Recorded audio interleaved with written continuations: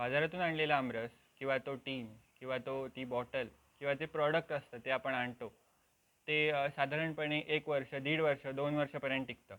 पण आपण घरी केलेला आमरस हा 1 महिना किंवा 2 महिने, फार फार तर 3 महिने फ्रीजमध्ये ठेवला तर टिकतो.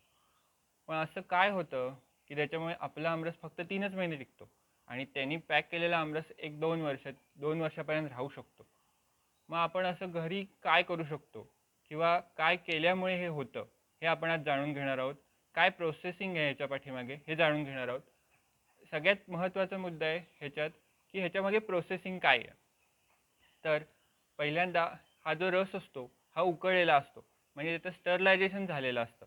कुठलीही गोष्ट खराब होण्यामागे एकच कारण जास्त महत्त्वाचं आहे की त्याच्यातलं पाण्याचं प्रमाण, मॉइश्चर हे कमी प्रमाणात असतं किंवा ते जास्त प्रमाणात असतं, त्याच्यामुळे ती गोष्ट खराब होते. हे तर बरेच लोकांना माहिती आहे आजच्या काळात.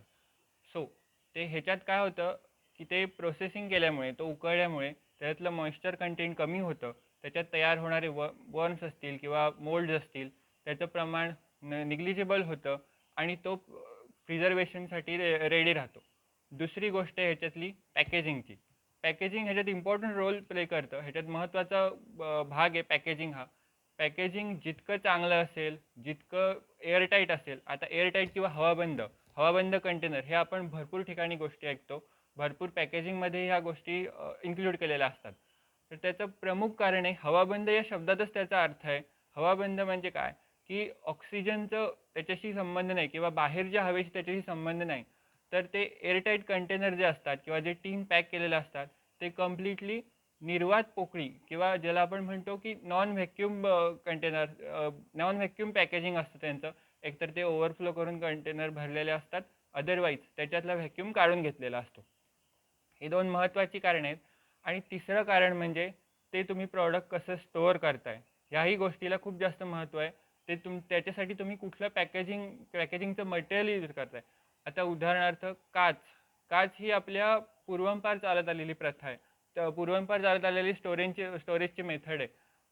काचेमध्ये आपण लोणची ठेवत असू किंवा जुनी काही प्रॉडक्ट ठेवत असू, तर आत्ताच्या घडीला काच ही एवढी ॲक्सेप्टेबल नाही आहे किंवा ती ट्रान्सपोर्टेशनच्या दृष्टीने थोडी कठीण काम आहे. सो आत्ता आपण ते टीनमध्ये करतो. की टीन पण हा काय आहे, तो टीनचं पण एक गणित आहे की त्याला तो लॅक्वायर कोटेड असला पाहिजे किंवा तो फूड ग्रेड टीन असला पाहिजे. फूड ग्रेड ते एक प्रकारचा तो मेटलच आहे. सो तो फूड ग्रेड असला पाहिजे. हे 2 प्रमुख कारण आहेत. आणि आपण घरी केलेल्या रसात काय होतं, त्याचं सगळ्यात महत्त्वाचं कारण आहे की आपण ठेवतो तो कंटेनर किंवा तो फ्रीजमध्ये ठेवतो, त्याच्यात आपण त्याच्यावरती काहीच प्रोसेसिंग करत नाही. सो तो खराब होण्याचे प्रमाण वाढतं.